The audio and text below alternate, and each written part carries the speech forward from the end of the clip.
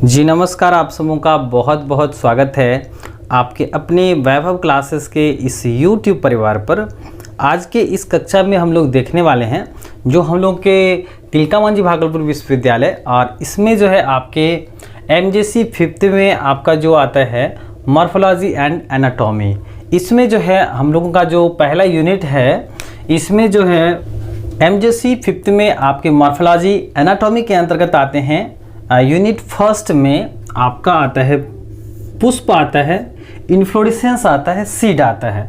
तो आज हम लोग जो है पुष्प के बारे में चर्चा करेंगे, जो आपके सब्जेक्टिव हों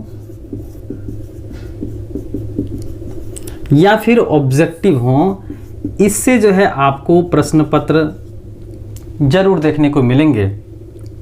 तो यहाँ पर हम लोग बात करेंगे पुष्प की। तो पुष्प जो होता है वह क्या होता है भाई? प्लांट्स का क्या होता है? अट्रैक्टिव पार्ट होता है। क्या होता है? अट्रैक्टिव पार्ट्स होता है, जिसकी वजह से हम लोग खुद यानी कि मनुष्य जाति और खास करके जो है आपके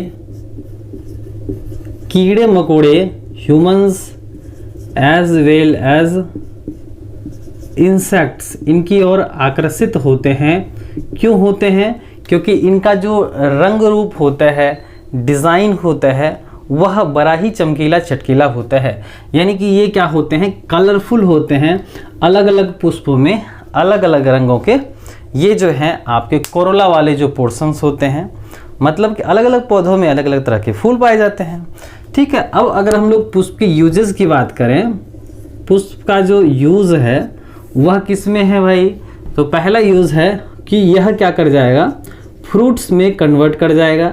यानी कि यह आगे आने वाले समय में, भविष्य में ये फूल से फल में परिवर्तित हो जाएंगे, जिसका भोजन में भी इस्तेमाल करते हैं हम लोग, है ना। दूसरा कि इसका उपयोग जो है हम लोग अपने फीलिंग्स को दिखाने के लिए करते हैं। जैसे खुशी दिखाने के लिए भी हम लोग करते हैं, दुख जताने के लिए भी करते हैं, लव यानी कि प्यार प्रकट करने के लिए करते हैं। फिर डेकोरेशंस होता है, यानी कि हम लोग सजावट में भी इसका इस्तेमाल करते हैं।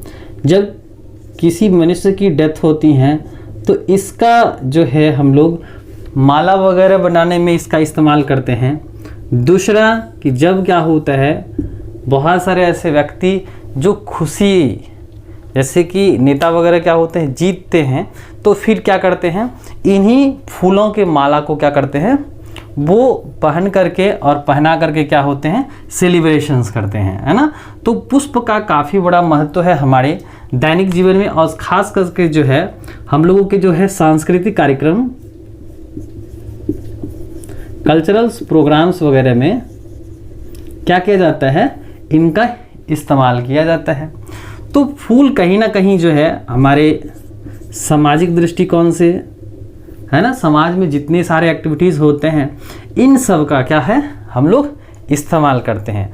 और कहीं ना कहीं जो है हम लोगों के जो है पुष्प क्या होते हैं, ये आपके ऐसे भाग होते हैं पौधों के जो क्या होते हैं, चमकीले चटकीले होते हैं, और इन्हीं से बनते हैं हमारे पौधों के फल बनते हैं, और फल के अंदर बीज होते हैं और एक नए पौधे को जन्म देते हैं। तो यहाँ पर क्या है, फ्रूट्स के कुछ यूजेस हैं, है ना। ये सब क्या है, फूल का जो है हम लोग अपने दैनिक चर्या में हम लोग इसका इस्तेमाल करते हैं। अब आइए देखते हैं कि पुष्प के कितने भाग होते हैं, यानी कि कंपोनेंट्स कह सकते हैं आप, या आप इसको एलिमेंट्स कह सकते हैं, या पार्ट्स ऑफ द फ्लावर। तो क्या है, पार्ट्स ऑफ द फ्लावर, यानी पुष्प के कितने हिस्से होते हैं, या आप कंपोनेंट्स कह दीजिए, कंपोनेंट, यानी कि अवयव होते हैं। कौन कौन से होते हैं ये देखेंगे। तो देखिए, पुष्प में होते हैं दो तरह के कंपोनेंट्स होते हैं। एक होता है आपका नॉन एसेंशियल, क्या होता है, नॉन एसेंशियल कंपोनेंट्स होता है, यानी कि जो सहायक होते हैं प्रजनन कार्यों में, और एक क्या होता है, एसेंशियल पार्ट होता है। क्या होता है, एसेंशियल पार्ट्स होते हैं, यानी कि एक अनावश्यक भाग होता है और एक क्या होते हैं, आवश्यक भाग होते हैं। तो इसमें क्या करते हैं हम लोग, नॉन एसेंशियल को जो है हम लोग दो हिस्से में बांटते हैं, यानी कि पुष्प में दो तरह के नॉन एसेंशियल पार्ट्स होते हैं। आपका पहला है कैलिक्स, दूसरा है कोरोला, और आपके जो एसेंशियल पार्ट्स हैं इसमें आपके दो हिस्से हैं, आपके एंड्रोईशियम्स हैं, एंड्रोईशियम है, और उसके बाद क्या है, गाइनोईशियम है। कहने का मतलब ये हुआ कि पुष्प में कुल मिलाकर के 4 हिस्से हैं, कैलिक्स वाले हैं, कोरोला हैं, उसके बाद आपके एंड्रोईशियम्स हैं, गाइनोईशियम्स हैं। तो ये कुल मिलाकर के 4 कंपोनेंट्स होते हैं पुष्प के, और इन्हीं की वजह से क्या होता है, हम और आप साथ साथ कीड़े मकोड़े इनकी ओर आकर्षित होते हैं।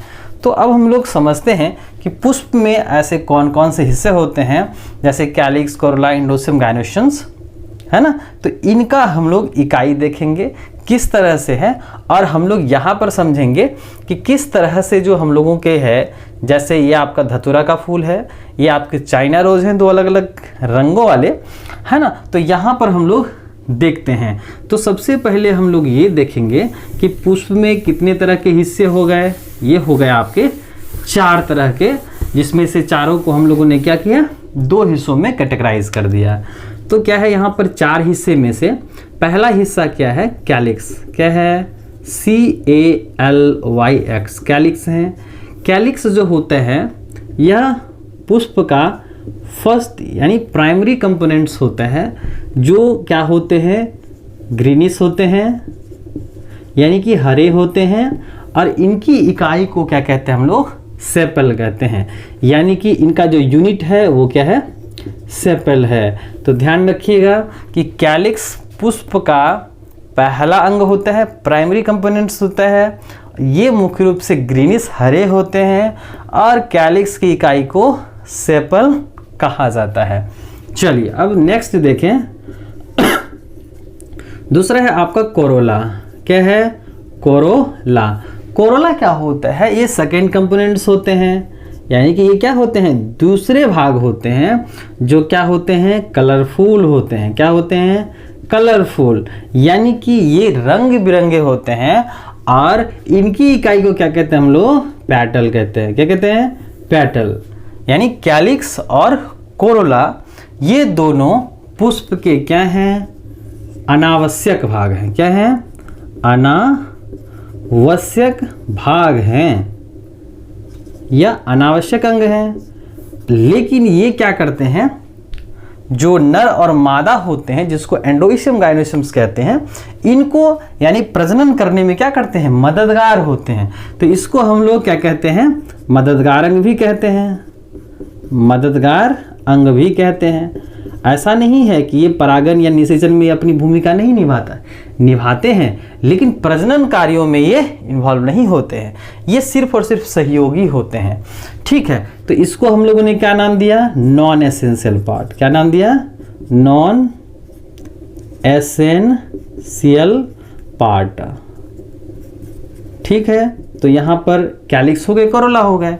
अब उसके बाद देखिए एंड्रोईशियम्स। क्या है, एंड्रोईशियम। तो एंड्रोईशियम्स जो होते हैं यह क्या होते हैं, पुष्प के नर प्रजनन अंग होते हैं, मेल रिप्रोडक्टिव ऑर्गन्स होते हैं, और इनकी जो इकाई होती हैं उसको क्या कहते हैं हम लोग, स्टामेन। क्या कहते हैं, स्टामेन कहते हैं। जैसे स्टामेन जो होता है किनकी इकाई है, एंड्रोईशियम्स की इकाई है, और ये कैसे होते हैं, इस तरह के संरचना वाले होते हैं। यहाँ पर एंथर्स होते हैं, जिसको हम लोग परागकोश कहते हैं। ठीक है, इसको हम लोग फिलामेंट कहते हैं, जहाँ पर आपका हिंदी भाषा में तंतु कहलाता है, और ये क्या हैं, आपके स्टामेन वाले हिस्से हैं। और एंथर के अंदर क्या बनते हैं, पॉलन ग्रेन्स। क्या बनते हैं, पॉलन ग्रेन्स बनते हैं, यानी कि एंथर के अंदर बनता है परागकण, जो क्या होते हैं, मेल गैमेट्स होते हैं। तो ये एंड्रोइशम्स के हिस्से हो गए। चलिए अब आगे बढ़ते हैं गाइनोइशियम वाले हिस्से। तो देखिए गाइनोइशियम, तो गाइनोइशियम जो होता है वह क्या होता है, फीमेल रिप्रोडक्टिव पार्ट्स होता है। क्या होते हैं, फीमेल रिप्रोडक्टिव पार्ट्स होते हैं। और इनकी इकाई को क्या कहते हैं हम लोग, कार्पेल। क्या कहते हैं, कार्पेल, या इसी को हम लोग पिस्टिल कहते हैं। तो यहाँ पर ध्यान रखिएगा, ये आपके वस्तुनिष्ठ प्रश्न पत्र में जरूर देखने को मिलेंगे कि पुष्प में जितने सारे हिस्से होते हैं, कैलिक्स हो गए, कोरोला हो गए, एंड्रोइशम्स हो गए, गाइनोइशम्स हो गए, है ना। तो इनकी इकाई को क्या कहते हैं, तो कैलिक्स की इकाई को क्या कहते हैं, सेपल कहते हैं। कोरोला की इकाई को क्या कहते हैं, पेटल्स कहते हैं। एंड्रोइशम्स की इकाई को स्टामेन। स्टामेन में आपके एंथर और फिलामेंट वाले हिस्से हो गए। और जो गाइनोइशम्स होते हैं वो फीमेल पार्ट्स होते हैं फूल के, और इनकी इकाई को हम लोग कार्पेल या पिस्टिल कहते हैं। क्या कहते हैं हम लोग, कार्पेल या पिस्टिल्स कहते हैं। अब देखिए यहाँ पर जो है पिस्टिल में अब कितने हिस्से होते हैं, है ना। पिस्टिल में आपके होते हैं 3 हिस्से होते हैं। कितने हिस्से होते हैं, 3 हिस्से होते हैं। एक हो गया आपका स्टिग्मा। क्या होता है, स्टिग्मा, इसको कहते हैं स्टाइल। और जो नीचे वह सोलन पार्ट है उसको क्या बोलते हैं हम लोग, ओवेरी, है ना। तो देखिए गाइनोइशम्स जो पुष्प का फीमेल रिप्रोडक्टिव पार्ट्स होता है, इनकी इकाई को हम लोग कार्पेल या पिस्टिल कहते हैं। ये बने होते हैं आपके 3 अलग अलग हिस्सों से। ओवेरी जो नीचे वाला हिस्सा स्वलन होता है, दूसरा स्टाइल, और इसके बाद क्या है, स्टिग्मा। तो ओवेरी, स्टाइल, स्टिग्मा, ये क्या है आपके गाइनोइशियम की इकाई कार्पेल या पिस्टिल के हिस्से होते हैं। चलिए ये तो समझ लिए, पुष्प में 4 हिस्से, कैलिक्स, कोरोला, एंड्रोइशम्स और गाइनोइशियम। कैलिक्स की इकाई सेपल कहलाती है, कोरोला की इकाई पेटल कहलाती है, एंड्रोइशम्स की इकाई स्टामेन कहलाती है, गाइनोइशियम की इकाई कार्पेल या पिस्टिल कहलाती है। ठीक है। अब देखिए इनसे जुड़े जितने सारे टर्मिनोलॉजी हैं ये आपको पेपर पर देखने को जरूर मिलेंगे, खास करके आपको यहाँ पर वस्तुनिष्ठ प्रश्न पत्र में जरूर देखने को मिलते हैं। तो यहाँ पर जो है हम लोग देखेंगे कि पुष्प में कौन कौन से हिस्से होते हैं, और यहाँ पर हम लोग इसको समझते हैं। जैसे मान लीजिए कि ये क्या है, हम लोग के धतूरा का फूल है, और ये क्या है, डंठल है। क्या है, डंठल, यानी कि पुष्प जिस डंठल नुमा संरचना पर पाया जाता है उसको क्या कहते हैं हिंदी भाषा में, पुष्प वृंत। क्या कहते हैं, पुष्प वृंत कहते हैं। ठीक है भाई, पुष्प जहाँ पर पाया जाएगा, तो ये डंटी पर पाया जाता है ना, इसको क्या बोलते हैं, पुष्प वृंत। इसको हम लोग अंग्रेजी भाषा में क्या कहते हैं, पेडिसिल। क्या कहते हैं, पेडिसिल कहते हैं। जैसे अगर हम लोग चाइना रोज में देखें तो ये जो डंठल है, ये दोनों डंठल हैं आपके, तो इनको हम लोग क्या कहेंगे, पेडिसिल कहेंगे। क्या कहेंगे, पेडिसिल कहेंगे। हिंदी भाषा में क्या कहते हैं, पुष्प वृंत कहते हैं। क्या कहते हैं, पुष्प वृंत कहते हैं। तो पुष्प जिस डंठल नुमा संरचना पर रहता है उसे हम लोग पुष्प वृंत कह देते हैं। अब देखिए यहाँ पर जो है ग्रीनिश रंग के स्ट्रक्चर है, यहाँ पर भी है और यहाँ पर भी है। तो इनको हम लोग क्या नाम देंगे भाई, इसको हम लोग कहेंगे कैलिक्स। क्या कहेंगे, कैलिक्स कहेंगे। आप यहाँ भी देख लीजिए, यहाँ पर जो है हरे रंगों के, इसको क्या बोलेंगे हम लोग, कैलिक्स कहेंगे। ठीक है, तो यहाँ पर हरे रंगों, ये पहला कंपोनेंट्स है कैलिक्स। दूसरा देखिए, ये जो आपके व्हाइटिश कलर के हैं, सफ़ेद रंगों के, ये क्या है आपके, कोरोला। क्या है, कोरोला है, COROLLA। बात समझ रहे हैं। पुष्प जिस डंठल नुमा संरचना पर रहता है उसे पुष्प वृंत, पेडिसिल कहते हैं। ये हरे नुमा संरचना जो है आपके कैलिक्स होते हैं, और ये सफ़ेद हैं, यहाँ पर रेडिश कलर के हैं और यहाँ पर अलग कलर के, तो इसको हम लोग क्या कहते हैं, कोरोला कहते हैं। तो आप यहाँ पर कह सकते हैं ना कि ये जो दोनों स्ट्रक्चर्स हैं ये क्या है, कोरोला है, और पुष्प का जो रंग होता है, वास्तविक रंग, वो कोरोला की ही वजह से होता है है कि नहीं, कि पुष्प का जो रंग होता है वो वास्तविक तौर पर रियलिटी में क्या होता है, इसमें पाए जाने वाले जो कोरोला होते हैं उन्हीं के रंगों के आधार पर डिसाइड होता है कि पुष्प जो है कितने चमकीले और चटकीले होते हैं।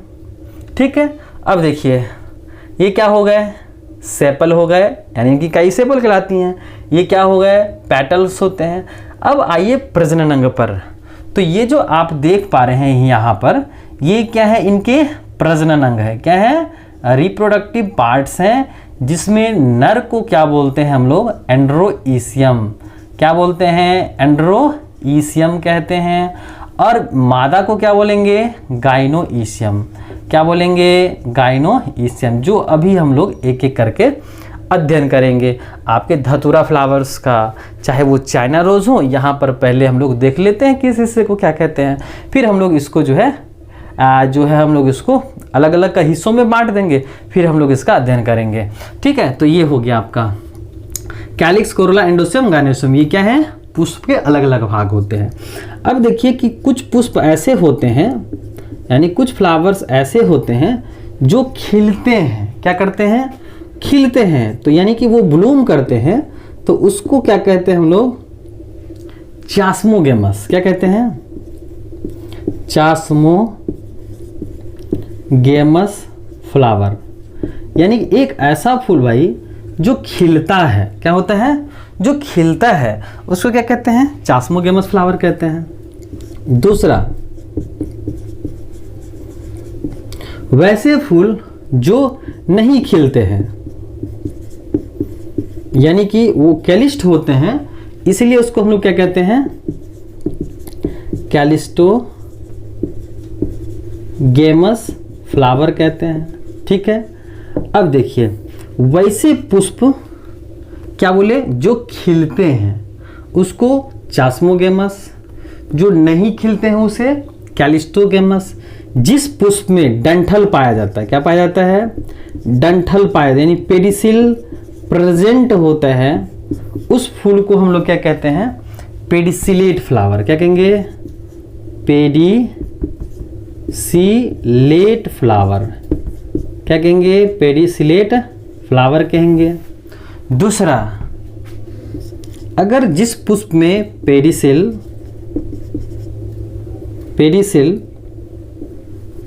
क्या होगा, अब्सेंट होगा। क्या होगा, अब्सेंट होगा, अब्सेंट अनुपस्थित होगा, तो उसको क्या कहेंगे हम लोग, सेसाइल फ्लावर। क्या कहेंगे, सेसाइल फ्लावर।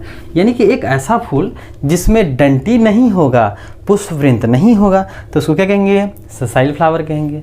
चलिए नेक्स्ट देखें, वैसे पुष्प जिसमें क्या होंगे, ये चारों कंपोनेंट्स होंगे, 4 पार्ट्स, यानी कि सभी पार्ट मौजूद होगा, उसको क्या कहेंगे, कंप्लीट फ्लावर। क्या कहेंगे, कंप्लीट फ्लावर कहेंगे। यानी एक ऐसा पुष्प जिसमें पुष्प के चारों हिस्से मौजूद हों, उसे हम लोग क्या कहेंगे, पूर्ण फूल कहेंगे। और अगर क्या होगा,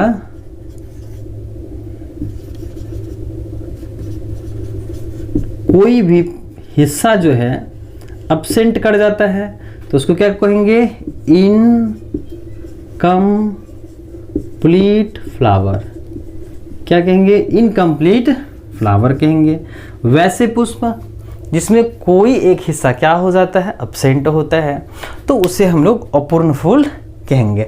चलिए अब नेक्स्ट देखें कि अगर किसी पुष्प में नर प्रजनन अंग तथा मादा प्रजनन अंग ये दोनों होते हैं, तो वैसे पुष्प को क्या कहते हैं, बायसेक्सुअल फ्लावर कहते हैं। यानी कि अगर किसी पुष्प में नर और मादा प्रजनन अंग ये दोनों होते हैं, तो उसको हम लोग क्या कहते हैं, बायसेक्सुअल फ्लावर कहते हैं। क्या कहते हैं, द्विलिंगी पुष्प कहते हैं।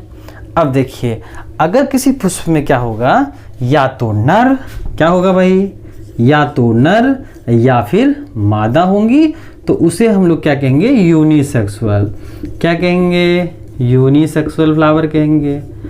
समझ गए। तो देखिए फ्लावर जो खिलेंगे उसे चास्मोगेमस फ्लावर कहेंगे, पुष्प जो नहीं खिलेंगे उसे कैलिस्टोगेमस फ्लावर कहेंगे, और जिसमें डंठल होगा उसे पेडिसिलेट फ्लावर कहेंगे, और जिसमें पेडिसिल अब्सेंट होगा उसे सेसाइल फ्लावर कहेंगे। नेक्स्ट है कि अगर चारों कंपोनेंट्स मौजूद हों तो पूर्ण फूल कहलाते हैं, कंप्लीट फ्लावर्स कहलाते हैं, और इनमें से कोई एक हिस्सा अगर अब्सेंट कर जाए तो उसे अनकंप्लीट फ्लावर कहते हैं। अगर नर और मादा दोनों उपस्थित हों तो उसे बायसेक्सुअल फ्लावर कहते हैं, और इनमें से कोई अगर एक हो तो उसे यूनिसेक्सुअल कहते हैं। चलिए अब नेक्स्ट देखें।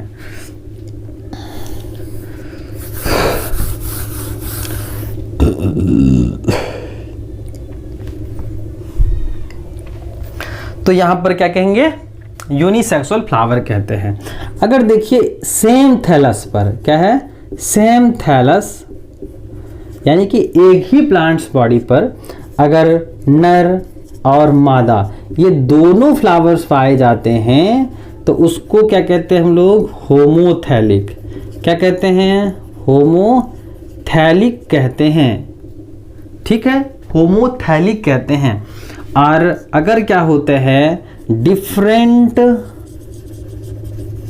थैलस पर क्या रहता है, नर तथा मादा रहता है, तो उसको हम लोग क्या कहते हैं, हेटेरोथैलिक कहते हैं। क्या कहते हैं, हेटेरोथैलिक कहते हैं, हेटेरोथैलिक फ्लावर्स कहते हैं। तो इस स्थिति में यहाँ पर फ्लावर्स चास्मो होते हैं, कैलिस्टो होते हैं, कंप्लीट होते हैं, इनकम्प्लीट्स होते हैं, बाइसेक्सुअल, यूनिसेक्सुअल्स, होमोथैलिक और हेटेरोथैलिक प्लांट्स होते हैं। तो इस स्थिति में हम लोगों ने यहाँ पर देखा। अब हम लोग क्या करेंगे, इन पुष्पों के अलग अलग हिस्से को देखेंगे कि जिसमें आपका जो है अलग अलग अंग यहाँ पर हम लोग देखने वाले हैं, और देखेंगे कि किस तरह से हम लोगों के पुष्पों में अलग अलग हिस्से होते हैं, और इनके बारे में हम लोग अधिक विस्तार से हम लोग चर्चा करेंगे। तो देखिए जो पुष्प का जो डंठल होता है उसको हम लोग क्या नाम दिए थे, पेडिसिल नाम दिए थे। क्या नाम दिए थे, पेडिसिल। ये डंठल जो है वो क्या है आपका, पेडिसिल है ना, क्या है, पेडिसिल, जिससे वो क्या रहता है, पुष्पीय अक्षों से अटैच रहता है, जुड़ा रहता है। उसके बाद जो है इसको हम लोग क्या नाम दिए थे, कैलिक्स नाम दिए थे। रंग बिरंगे स्ट्रक्चर्स को कोरोला कहते हैं, जो यहाँ पर रेड रंगों के हैं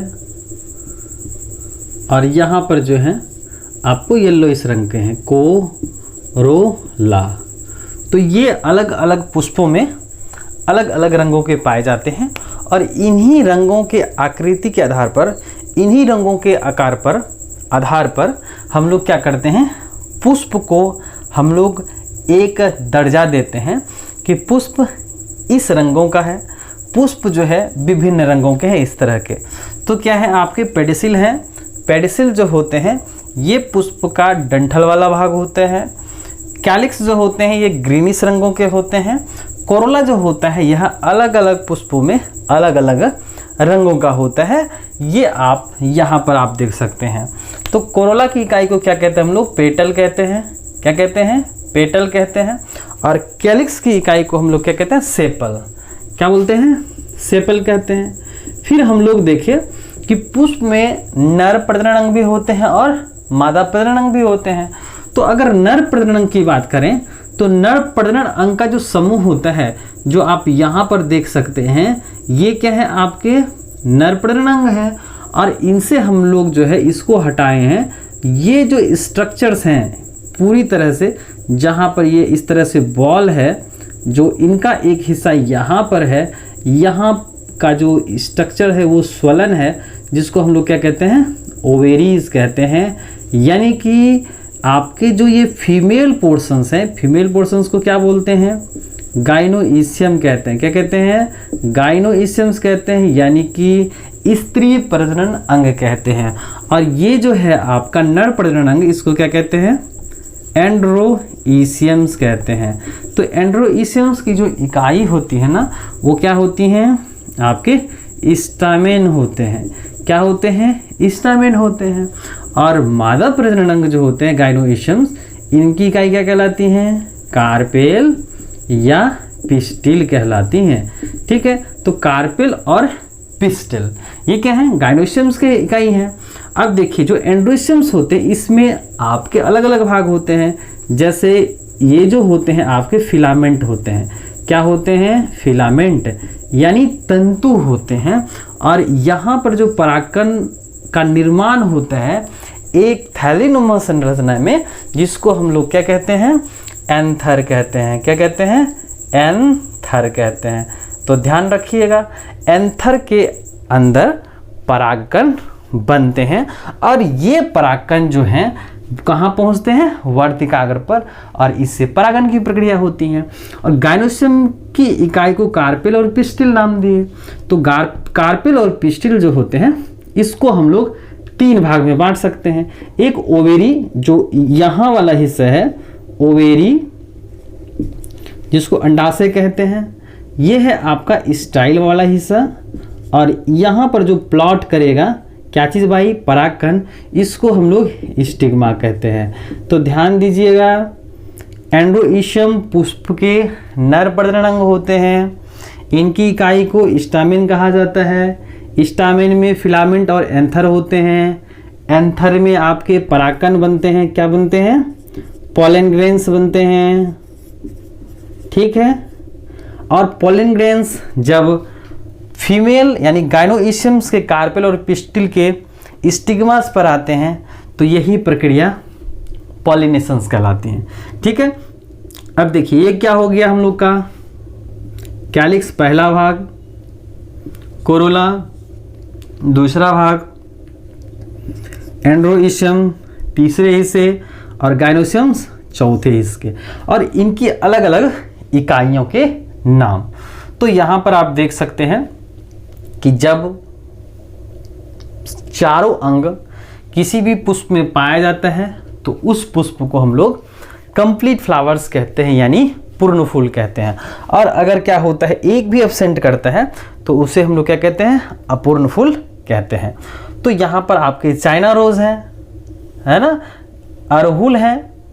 ठीक है, अड़हुल के पुष्प हैं। तो इसमें भी आपको अलग अलग हिस्से देखने को मिलते हैं।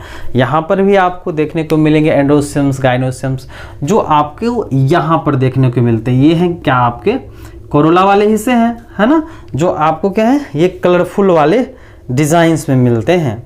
और ये जो है आपके 1 2 3 4 5, ये अगर हम लोग इसको हटा दें, एक को हटाएंगे तो ये क्या होगा? क्योंकि ये समूह में है तो इनको हम लोग क्या कहेंगे? तो इकाई है, तो इनकी इकाई को हम लोग क्या कहते हैं? पेटल। क्या कहते हैं? पेटल।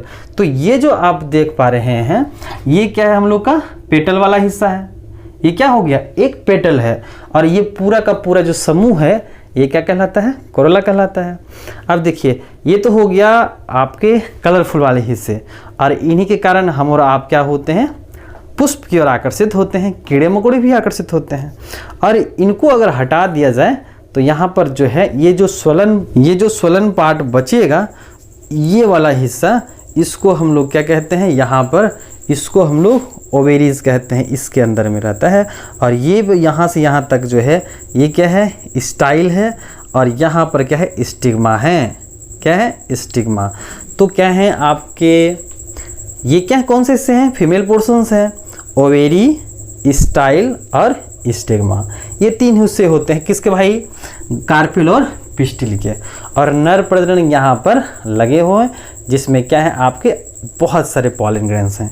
तो ये क्या हो गया? आपके अलग अलग पुष्पों में इनके भाग होते हैं।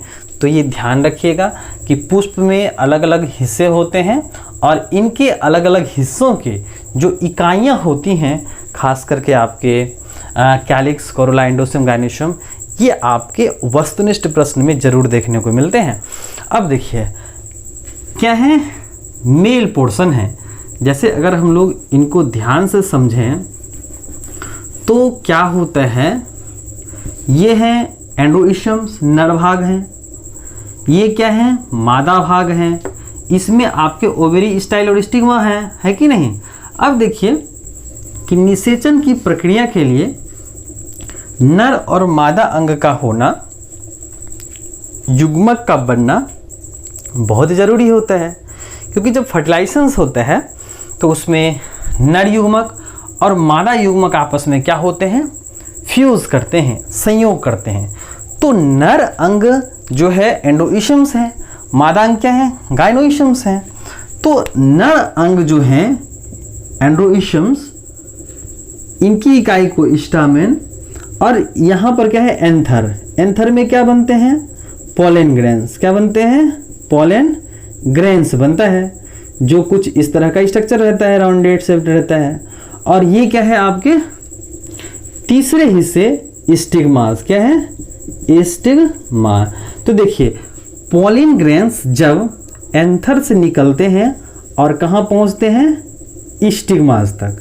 तो ये जो परागकण की जो स्थानांतरण की प्रक्रिया है, इसी को हम लोग क्या कहते हैं, पॉलिनेशन कहते हैं। यानी कि पुष्प का क्या, किसका, परागकण का परागकोश से यानी एंथर से निकलना और वर्तिकाग्र तक पहुंचना क्या कहलाता है, परागन कहलाता है।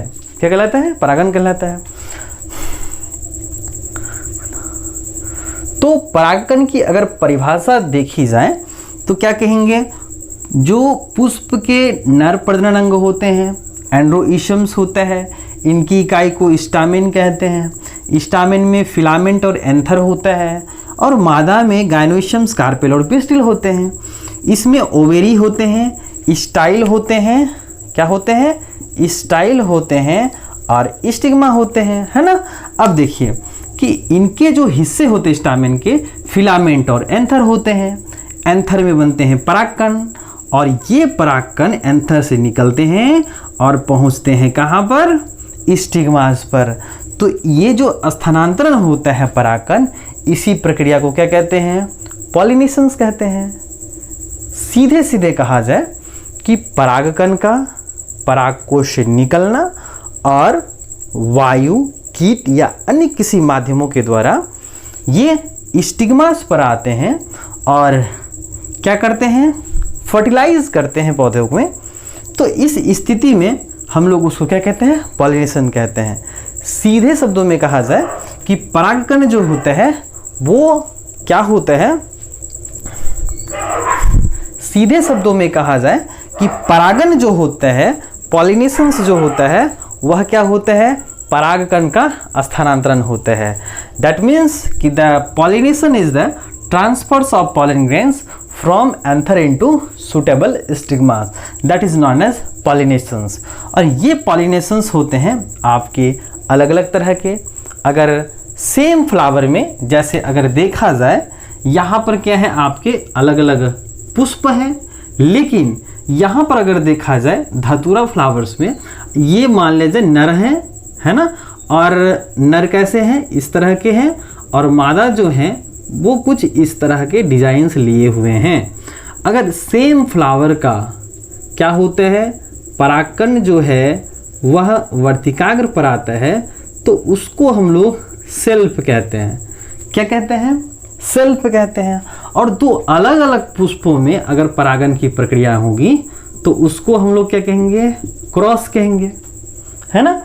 अगर हम लोग डायग्रामेटिकली देखें, जैसे मान लीजिए ये क्या है, कार्पेल या पिस्टिल है, इसमें क्या है, नर अंग है ना, और इसमें क्या है, एंथर है।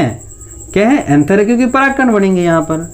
और इनके जो हिस्से हैं, अगर इसी में सेम फ्लावर का एंथर से परागकण निकलता है और उसी पुष्प के वर्तिकाग्र पर पहुँचते हैं, तो उसको क्या कहते हैं, सेल्फ पॉलिनेशन। क्या कहते हैं, सेल्फ पॉलिनेशन, यानी स्वपरागन। क्या बोलते हैं, स्वपरागन कहते हैं।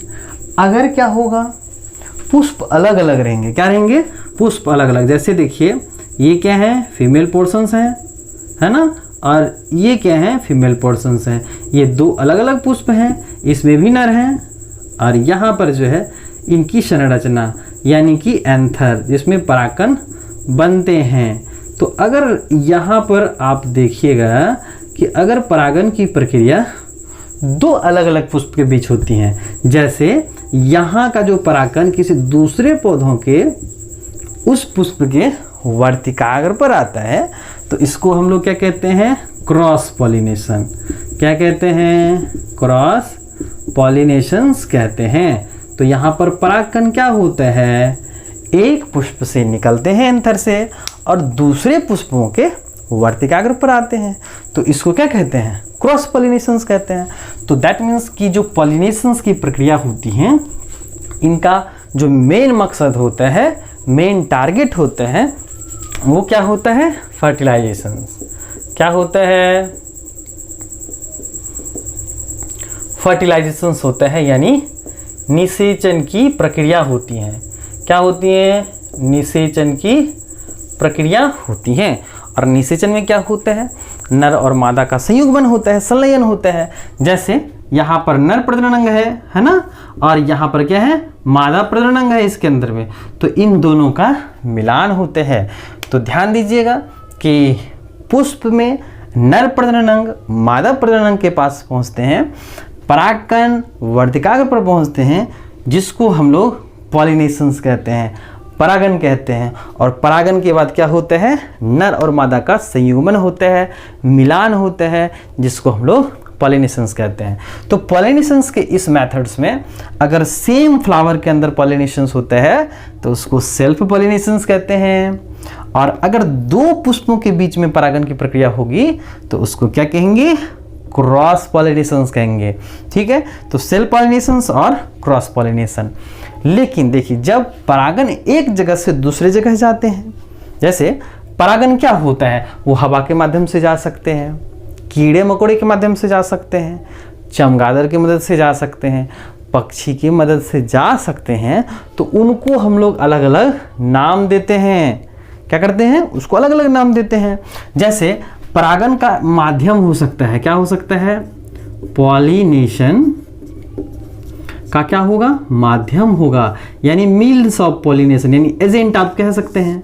परागन का क्या क्या माध्यम हो सकता है, तो हवा हो सकते हैं ना, हवा क्या करेंगे, परागकण को एक जगह से दूसरे जगह ले जाएंगे, तो उसको हम लोग क्या कहेंगे, एनीमोफिली। क्या कहेंगे, एनीमोफिली कहेंगे।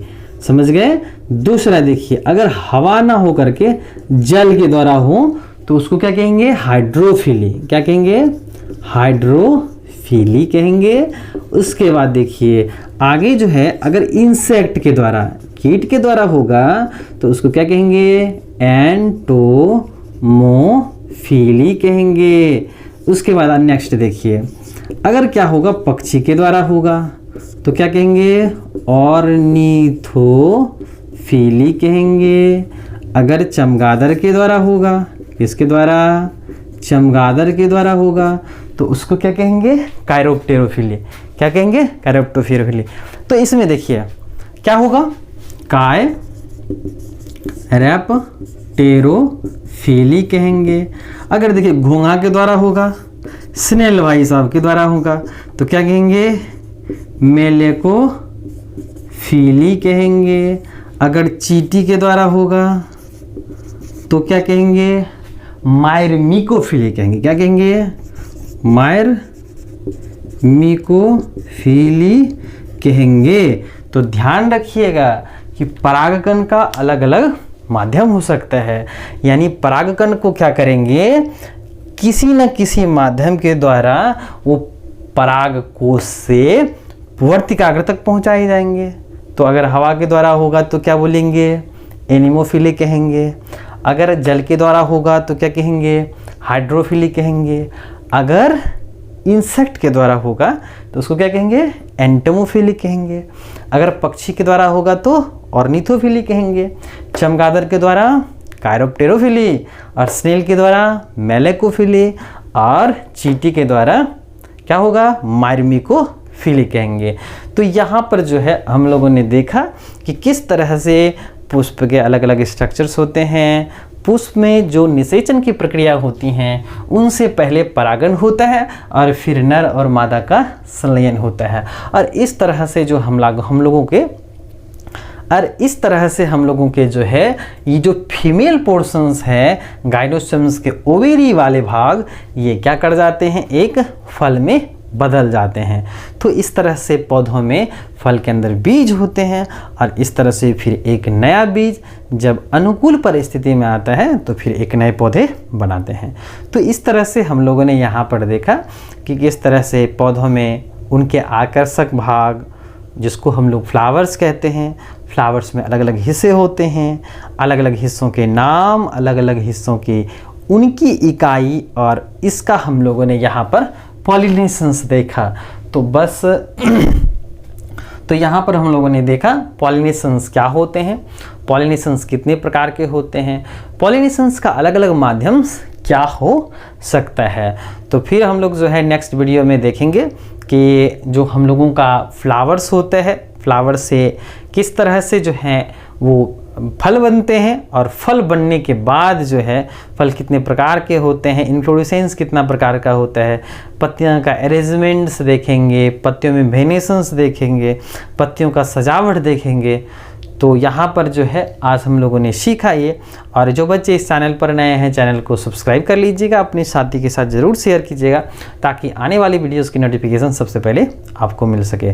तो चलिए आज के लिए बस इतना ही, हम लोग मिलते हैं नेक्स्ट वीडियो में एक नए टॉपिक के साथ।